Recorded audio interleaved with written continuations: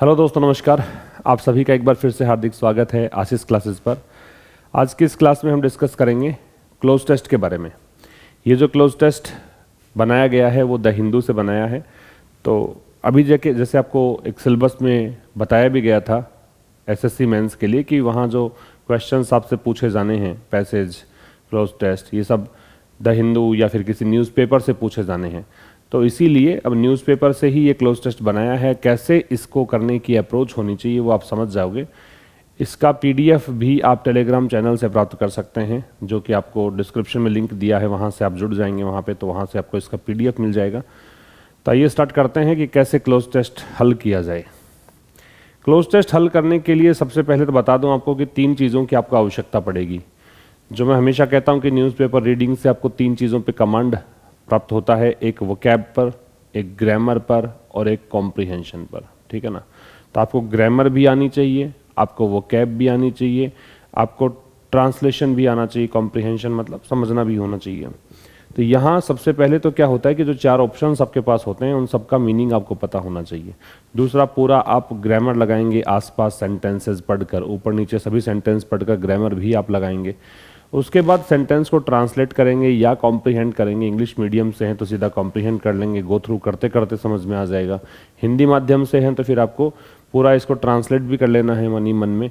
उसके बाद में सही ऑप्शन का चुनाव करके उसको फिल करना होता है। तो देखिए क्या कह रहा है, in its latest dash decision, अपने जो भी हाल ही में एक निर्णय हुआ है उस निर्णय के अंदर तालिबान रेजिम का मतलब गवर्नमेंट होता है, ऑर्डर होता है, सरकार को कह सकते हो, सिस्टम को कह सकते हो।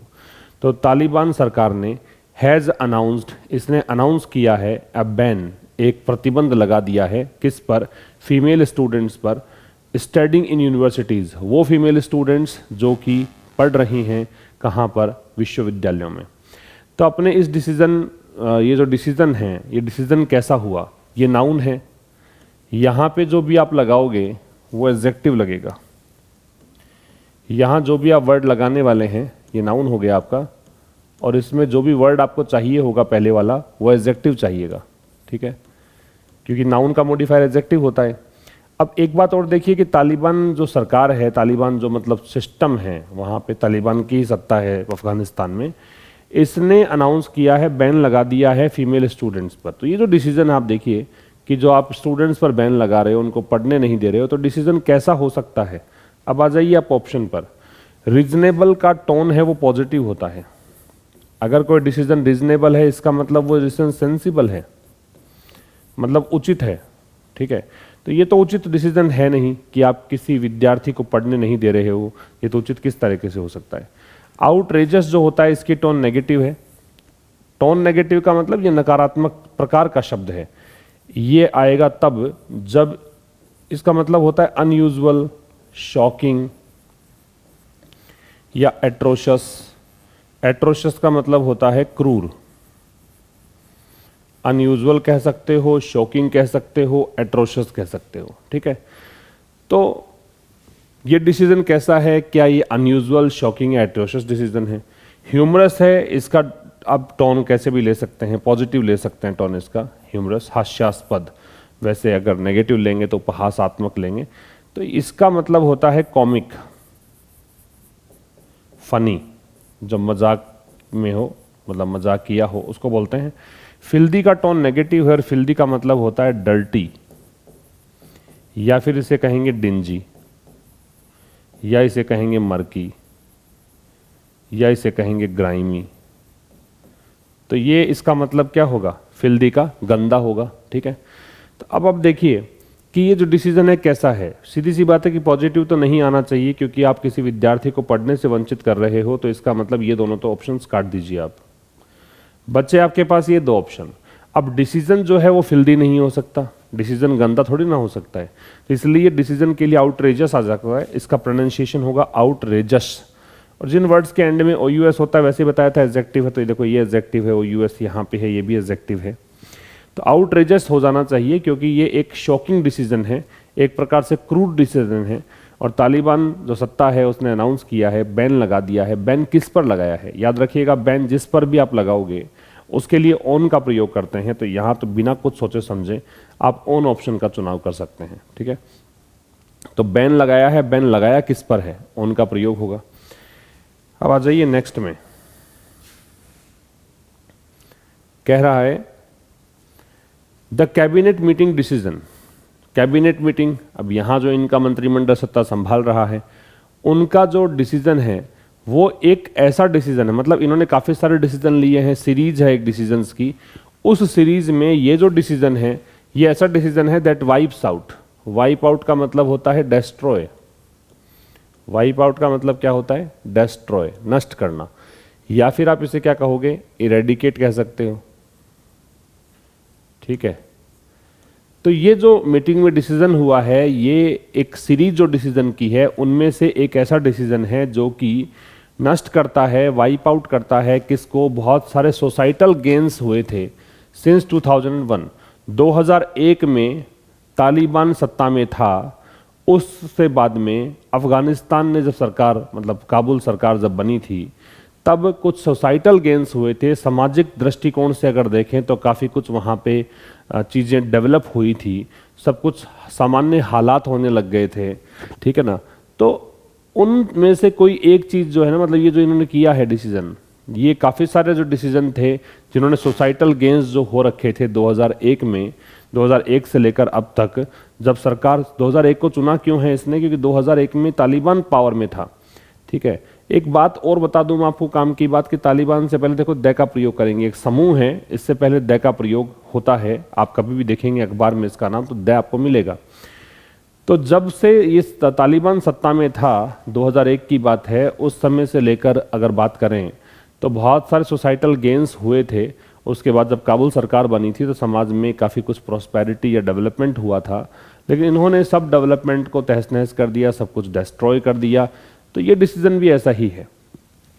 आगे कह रहा है दीज डैश इंक्लूड, ये जो अब ये सीरीज है ना, इसी के लिए आ रहा है जो डिसीजन इन्होंने लिए हैं, तो ये वाले जो डिसीजंस हैं इंक्लूड इसमें शामिल है। कौन कौन से डिसीजन, इन्होंने अफगान स्कूल गर्ल्स जो हैं, अफगानिस्तान की जो स्कूल की लड़कियां हैं, उनको स्टडी करने से रोक दिया है। और ये उनकी बात है जो ग्रेड 6 से ऊपर है, मतलब 6ठी क्लास के बाद जो स्टूडेंट्स हैं 7th 8th 9th, इनको स्कूल जाने से रोक दिया है। जॉब रेस्ट्रिक्शंस लगा दिए हैं, जॉब पे प्रतिबंध लगा दिया है, और यहाँ तक कि बैन लगा दिया है उन महिलाओं पर भी जो जिम्स या पब्लिक पार्क्स, जिम जाने वाली महिलाओं पर बैन है, पब्लिक पार्क सार्वजनिक पार्क है वहाँ जाने वाली महिलाओं पर बैन है। और इसमें देखिए पब्लिकली उनको कोड़े भी मारे जाते हैं। फ्लॉग का मतलब होता है कोड़े मारना, चाबुक से मारना। उन लोगों के लिए ये है जो ट्रैवल करती हैं बिना मेल रिलेटिव्स के, जो अपने पुरुष रिश्तेदारों के बगैर अगर अकेली घूम रही हैं तो उनको फ्लॉगिंग भी की जाती है। Dash dam. अब देखिए यहाँ तो क्या आएगा, वाद की बात है, पहले हम लेते हैं इसको। ये जो डिसीजंस हैं, अब दीज आ रहा है, पहली बात तो आपको हर एक एंगल से सोचते हुए बढ़ना है। दीज है वो प्लूरल के लिए आता है, दीज के बाद में जो शब्द आएंगे वो प्लूरल नाउन आएंगे। प्लूरल अगर आएंगे तो देखिए डिसीजन नहीं आ सकता क्योंकि ये सिंगुलर है। ठीक है, आपके पास ऑप्शन बचे पैंग। पैंग का पैंग भी प्लूरल नहीं है, और पैंग का मतलब होता है सफरिंग, पीड़ा या कष्ट को बोलते हैं, सफरिंग कह सकते हैं। या फिर पैंग का मतलब आप क्या ले सकते हैं, आप इसका मतलब ले सकते हैं जो कह सकते हो, एक वर्ड होता है एग्नी, तो एग्नी ले सकते हो, पीड़ा या कष्ट। ऑफेंस है, इसका मतलब होता है क्राइम। ठीक है, अपराध को बोलते हैं। और डिक्री है, डिक्री का मतलब फियट कह सकते हो या एडिक्ट कह सकते हो, आदेश कह दीजिए या निर्णय कह दीजिए, है ना, डिसीजन कह दीजिए, वर्डिक्ट कह दीजिए, ये सब होते हैं। तो ये जो डिसीजंस हैं, तो आप देख लीजिए डिसीजन, इसको तो काट ही देंगे क्योंकि दीज नहीं, दीज के साथ तो प्लूरल नाउन आएगा। पैंग नेगेटिव वर्ड है कि ये सफरिंग्स हैं, इनमें इंक्लूड है, ये हो सकता था, लेकिन पैंग्स होना चाहिए था। ऑफेंसेज है, अपराध है, ये हो सकता है, हालांकि इन अपराधों में शामिल है, लेकिन आपने ऊपर दिया कि जो डिसीजन लिए थे ये डिसीजन उस डिसीजन की सीरीज में से एक है, तो ज़्यादा बेहतर विकल्प क्या हो गया, डिक्रीज, है ना, डिसीजंस की बात कर रहा है। तो ये उन डिसीजन में से एक है जिन्होंने सोसाइटल गेन्स को क्या किया है, मतलब डिस्ट्रॉय कर दिया है। और उनमें शामिल क्या क्या है ये सब बताया। तो यहाँ तो आ गया डिक्रीज। आगे अगर देखेंगे तो बैन लगाया है महिलाओं पर, जो पिछली स्लाइड में ऑन लगाया था वो यहाँ से भी समझ सकते हो आप कि ऑन कैसे आ रहा है। विमेन डैश जिम्स, अब वो महिलाएं जो जिम में हैं। देखिए टेम्परेरी रूप से कोई स्टे करता है ना, आप जिम में जाते हो 1-1.5 घंटा 2 घंटा एक्सरसाइज करोगे वापस लौट आओगे, ऐसा तो है नहीं परमानेंट वहाँ पे स्टे करोगे। ऐसे पब्लिक पार्क में जाओगे घूमोगे वापस लौट आओगे। तो जब टेम्परेरी स्टे होता है कहीं पर आप उपस्थित हैं, उसके लिए प्रेपोजिशन एट का प्रयोग किया जाता है, तो यहाँ पे आएगा एट, ठीक है। और फिर कह रहा है पब्लिक फ्लॉगिंग्स उनकी होती है उन लोगों के लिए, उन महिलाओं के लिए जो ट्रैवल करती हैं बगैर मेल रिलेटिव्स के। और ये बगैर मेल रिलेटिव्स के कौन से मेल रिलेटिव्स हैं जो कि उनको करते हैं, तो यहाँ एक वर्ड है सपोर्टिंग, जो उनको सपोर्ट करते हैं, जो उनको लाइक करते हैं, जो उनको हैंडल करते हैं, जो उनको शेप्रॉन करते हैं। शेप्रॉन एक नया शब्द है, इसका मतलब होता है संरक्षण देना, ठीक है। खास करके पास्ट में ऐसी व्यवस्था हुआ करती थी कि कोई महिला है, कोई वृद्ध महिला है, वो कुंवारी लड़कियों के साथ में जो अनमैरिड गर्ल्स होती थी उनके साथ में पब्लिक प्लेसेस पर जाया करती थी उनको संरक्षण देने के लिए। खास करके महिलाओं के लिए यूज़ होता है, लेकिन पुरुषों के लिए भी यूज़ हो सकता है, ठीक है। तो ये वो मेल रिलेटिव्स के बगैर अगर जा रही हैं, और मेल रिलेटिव्स कौन से, जो उनको शेप्रॉन करते हैं। शेप्रॉन करते हैं मतलब उनका संरक्षण देते हैं, कि वो इनके साथ इसलिए उपस्थित है क्योंकि वो उनको संरक्षण देना चाहते हैं, ठीक है। तो ये खास करके अनमैरिड वीमेन के संरक्षण के लिए पब्लिक प्लेसेस पे जब वो जाएंगे तो उनके साथ देने के लिए शेप्रॉन वर्ड का प्रयोग होता है। तो बिल्कुल अप्रोप्रिएट वर्ड ये है। अब ये हैंडल तो वैसे भी नहीं लगेगा क्योंकि टू तो दे नहीं रखा कि male relatives to handle, two के साथ V0 लगता तो सोचते, फिर तो ING ही बनता है। तो ING लाइकिंग तो बिल्कुल भी अप्रोप्रिएट नहीं है यहाँ पे कि पसंद करते हैं वो पुरुष हों, तो ये तो वैसे ही एंटी हैं इस प्रकार चीज़ों के, तो इसलिए ये काट देंगे। सपोर्टिंग या शेप्रॉनिंग में से लेना था, ये एकदम प्रॉपर वर्ड हो गया संरक्षण देने के लिए, ठीक, इसलिए 2 नंबर आपका आंसर होगा।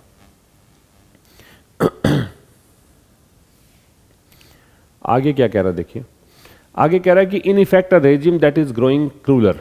अब कह रहा है प्रभावी रूप से अगर देखें, इन इफेक्ट अगर देखें तो जो रेजिम है, जो सिस्टम है, जो ग्रो हो रहा है क्रूलर मतलब काफ़ी ज़्यादा निर्दयी होता जा रहा है। तो ये कह रहा है कि प्रभावी रूप से अगर देखें तो वो सिस्टम, वो तंत्र जो कि ज़्यादा निर्दयी होता जा रहा है, क्रूअल है, वो डिग्री कंपैरेटिव है क्रूअल की, तो ज़्यादा क्रूअल हो रहा है। एंड डैश रैशनल, और ऐसा रैशनल, रैशनल का मतलब क्या होता है, जो तार्किक हो, बुद्धि का प्रयोग करे। आप बात समझिए कि एंड जो है अपने दोनों साइड में चीज़ें सेम लेता है ना। यहाँ डिग्री कंपैरेटिव है, पहली बात कि डिग्री कंपैरेटिव है।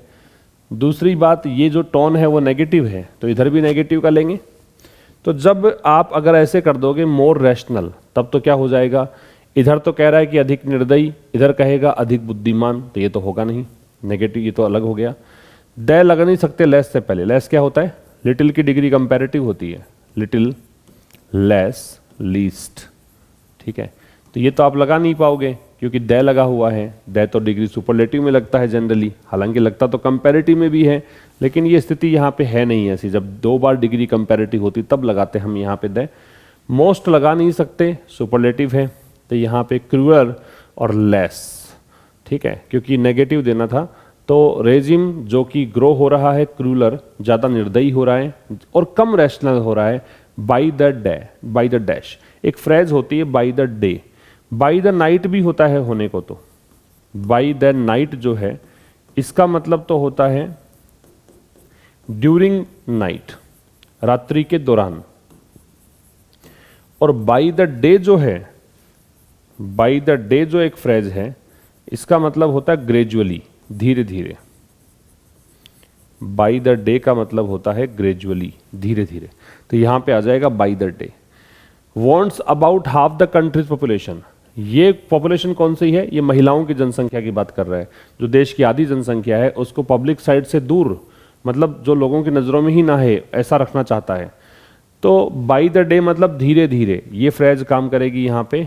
तो ये जो सिस्टम है, ये जो रेजिम है, ये ज़्यादा निर्दयी बन रहा है और कम रैशनल हो रहा है, धीरे धीरे। चाहता है, ये रेजिम की बात ही कर रहा है, चाहता है कि कंट्री की हाफ पॉपुलेशन जो है वो आउट ऑफ पब्लिक साइट रहे, लोगों की नज़रों में ना आए। नेक्स्ट देखिए, आगे कह रहा है making the decision publicly, publicly decision लेना, पब्लिकली सार्वजनिक रूप से, एंड ऑफिशियली, और ऑफिशियल तरीके से डिसीजन देना।